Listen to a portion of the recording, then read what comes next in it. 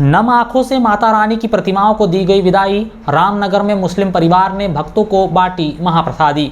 शारदीय नवरात्र की संपन्नता के साथ ही शुक्रवार की सुबह नगर और आसपास के ग्रामीण क्षेत्रों में दुर्गा प्रतिमाओं के विसर्जन का क्रम आरंभ हुआ, जो शुक्रवार की देर रात यानी 12 बजे के बाद भी चलता रहा। नगर में आधा दर्जन से अधिक पूजा समितियों की प्रतिमाओं को भक्तों ने सजल नेत्रों से विदा किया। नगर के प्रत्येक गली चौराहों से होकर निकले जुलूस में डीजे की गूंज, अबीर गुलाल और जयकारों की गूंज के बीच भक्तजन मां भगवती की प्रतिमा के साथ भावभीनी विदाई देते हुए विसर्जन स्थल बड़ा तालाब तक पहुंचे।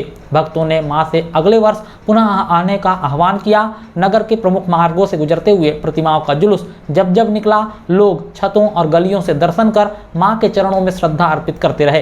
पूजा समितियों के तत्वाधान में सजे धजे जुलूस में जहां मां के जय घोष गूंज रहे थे, वहीं युवाओं और बच्चों में नृत्य और उत्साह का उल्लास का माहौल देखते बन रहा था।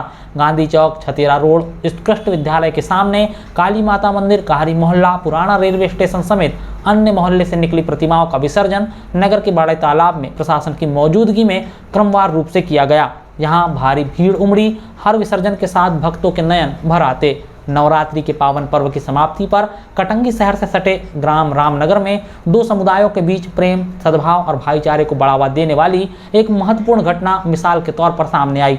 वैसे तो यहाँ लोग एक दूसरे के रीति रिवाजों और त्योहारों में शामिल होते हैं, लेकिन त्योहारों में शिरकत के अलावा खास बात यह है कि यहाँ के अशरफ मेमन और उनके पुत्र सलमान मेमन करीब 10 वर्षों से नवरात्रि पर निकलने वाले जुलूस के दौरान महाप्रसादी का आयोजन करवाते हैं।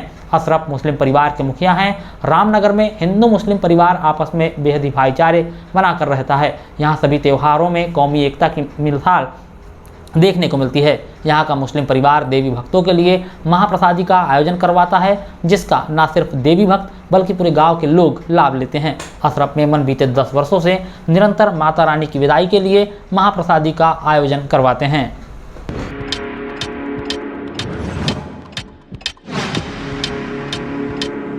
तेज रफ्तार ट्रैक्टर ने विद्युत पोल को मारी टक्कर, बुजुर्ग बाल बाल बचा।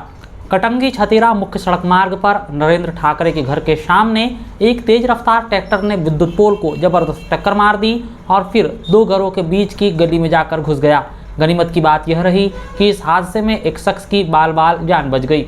हादसा शनिवार की दोपहर 1:45 के आसपास हुआ है। सड़क हादसे की सूचना मिलते ही डायल 112 घटनास्थल पर पहुंची। वहीं स्थानीय रहवासियों ने बिजली विभाग को हादसे की सूचना दी। बिजली विभाग ने तुरंत ही बिजली आपूर्ति को बंद की ताकि किसी भी प्रकार की घटना ना हो। वहीं मौके पर पहुंचकर सुधार कार्य करने की तैयारी में है। मिली जानकारी अनुसार कटंगी की तरफ से एक ट्रैक्टर लोहे का कुछ सामान लेकर नदलेसरा ओपन कैब की तरफ जा रहा था। नरेंद्र ठाकरे के घर के सामने चालक का ट्रैक्टर से नियंत्रण हट गया, जिससे ट्रैक्टर सीधे बिजली के पोल से जाकर टकराया और बाद में दो घरों के बीच की गली में जाकर घुस गया। सड़क हादसे के बाद चालक मौके से फरार हो गया है।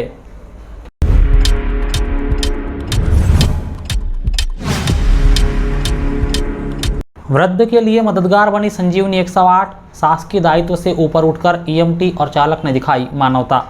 तिरोड़ी तहसील के ग्राम हथौड़ा निवासी ध्रुव प्रसाद पिता मारुति लेंदे के लिए स्वास्थ्य विभाग की आपातकालीन सेवा संजीवनी 108 मददगार बनी है। दरअसल शुक्रवार की देर रात्रि ध्रुव प्रसाद अपने घर के सामने माता रानी के विसर्जन के लिए निकली शोभा यात्रा में माता रानी के दर्शन करने के लिए आंगन में आए थे, जहां पैर फिसलकर गिरने से उनके दाहिने कुल्हे के पास की पैर की हड्डी टूट गई। घायल वृद्ध के पुत्र फागुलाल ने शनिवार की सुबह 11 बजे संजीवनी 108 पर कॉल किया, जिसके बाद संजीवनी 108 में तैनात ईएमटी डॉक्टर गौरीशंकर पटले और पायलट प्रवीण कावरे हथौड़ा गांव पहुंचे, लेकिन पीड़ित के घर तक जाने का रास्ता सकरा होने की वजह से संजीवनी 108 वाहन वहां तक नहीं पहुंच पा रहा था। ऐसे में ईएमटी और पायलट ने अपने शासकीय दायित्व से ऊपर उठकर मानवता दिखाते हुए वृद्ध को स्पाइन बोर्ड पर रखकर उसके घर से संजीवनी 108 तक पहुंचाया। मरीज की स्थिति देखते हुए ईएमटी डॉक्टर पटले ने मरीज को जिला अस्पताल बालाघाट में भर्ती करवाया है, जहां वृद्ध का उपचार जारी है। समय पर अस्पताल पहुंच जाने से ध्रुव प्रसाद को बहुत राहत पहुंची है। यदि इस समय पर एक संजीवनी 108 एम्बुलेंस की सेवा नहीं मिलती तो ध्रुव प्रसाद के साथ अनहोनी घटना हो सकती थी। जिला जनसंपर्क कार्यालय ने शाम 6:30 बजे यह जानकारी साझा की है।